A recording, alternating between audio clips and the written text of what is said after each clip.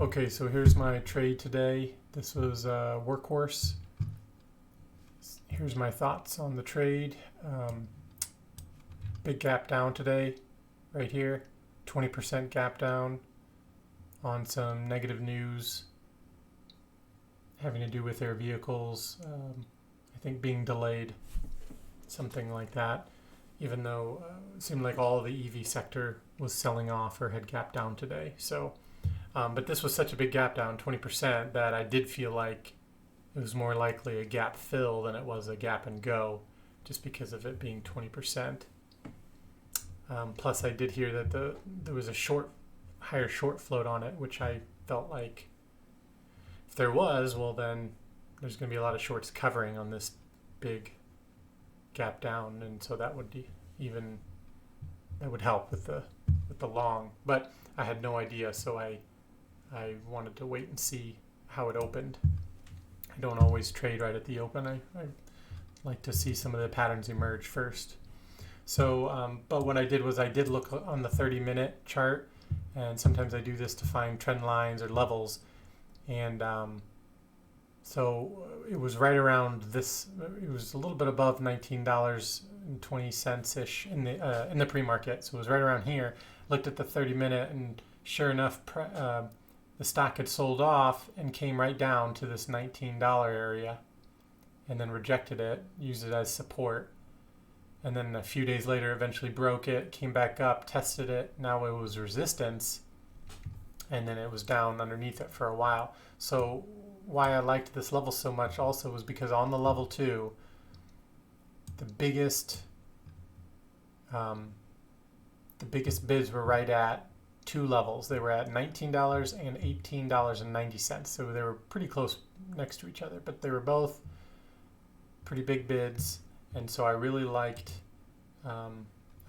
those levels. I had no idea what was going to happen, whether selling was going to blow through them or what. But I really liked those levels. And then again, on the 30-minute chart, I really liked as well that sure enough, those levels were showing support and then also then resistance for quite a while. And then you can see here, once price got up next to the $19 again, it kind of got caught in it for a few days, eventually got on top of it, broke up for a day and a half, came down, tested it, was a nice, good support, and then broke out for a good, half a month. So the fact that it now had gapped all the way down to this area told me that, yeah, this area might really be a good level and or potential support. So I wanted to go long on it, but like I said, I wasn't sure.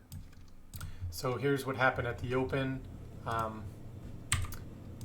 Here are my two levels, $19 and $18.90.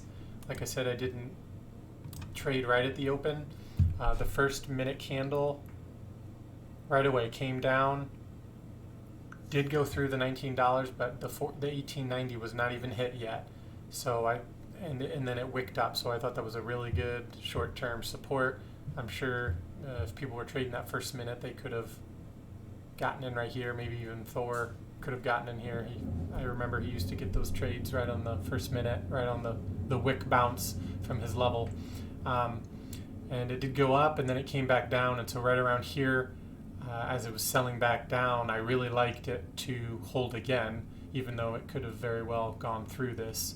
But so what had happened was I got in here as a feeler because I wasn't sure, but then it came down, tested this exact level, and then wicked up, and so I got in again for like a full risk, maybe 1.5R risk actually.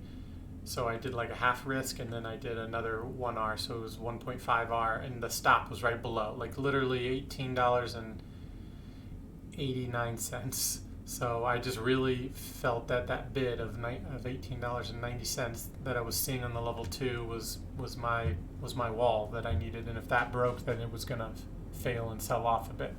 So I got in there. I was happy about it, but I consolidated and wicked around here. I got a little worried, thinking that maybe it wasn't going to do a bounce, but sure enough, buyers kicked in, and look at these 6 green candles in a row. So I sold quite a bit all the way up here, And then here, I added in here, and here's what I was thinking. So we were getting close up here to high of day, right? Here's a wick. Let me zoom in maybe a little bit more so you can really see. Okay, so this was the current high of day here, and we were getting close to it. And look, it was right at the $20 mark. And I did see some sellers on the level 2, a pretty big seller at $20. So I watched it there. It did break through it, and then I watched the bid hold $20. It did not get below 20. Didn't hit $19.99. The bid held $20 even. I saw some, a bunch of prints coming in while it was holding 20. So I got in. I think once it went up a few cents, got up to $20.06. I just generally got in right then. Felt like that was holding. I didn't bring my stop up that far though. I think my stop was somewhere in this general area. Yeah, it was like right around 1950, I believe, my new stop. And then sold some more. I really liked that. I felt like I was reading the level 2 really well. I feel like Workhorse, when it's in play, it gives you good tape and good patterns. So then price sold off. I still had like 15% of my share, I believe. It sold down. I had no idea if this was going to keep going or not.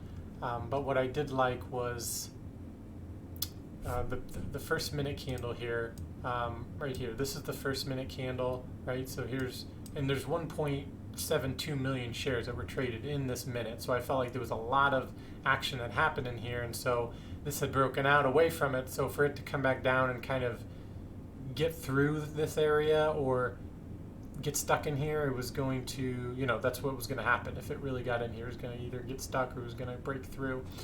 So I saw it wick up from here. Felt like my thesis of this being some good short-term support, so I added in with my stop being, I think my stop must have been moved up pretty close. And sure enough, it worked out. I felt really good about it. I sold here, and then I did try to add in. Yeah, so this was my last. After this last partial, I had I think 10 to 15% left still. So I could have just gotten all out, but I like to just hold for a long time and try and get back in and try to work with a little bit of position that I have. So price came all the way back down, and I saw it consolidate here, which was the previous high of day this was the $20. So the $20, which I traded off of earlier when I added in, it was consolidating here. So I was like, okay, I'm just going to add in and bring my stop super tight, get in a lot more shares, and hopefully I get a nice, good move here again and make another couple R here. And I was all excited about that. And then sure enough, it sold off, and I'm like, nope, I was done. But then it came back up to the $20, and I saw the bid hold, and so I kind of thought I would try and get in, but I risked very little. I got in when it was above 20 and just put my stop right underneath 20 at $19.99. Barely lost anything, and it didn't work, and I was fine with that because clearly $20 wasn't really meaning anything then. So this is what happened the rest of the day. It did sell off some more, and then looks like consolidated right here at the 1955-ish area. Looks like it was the highest VPOC point of the day, and then it did. You can see it held. Bid must have been holding here at 1950.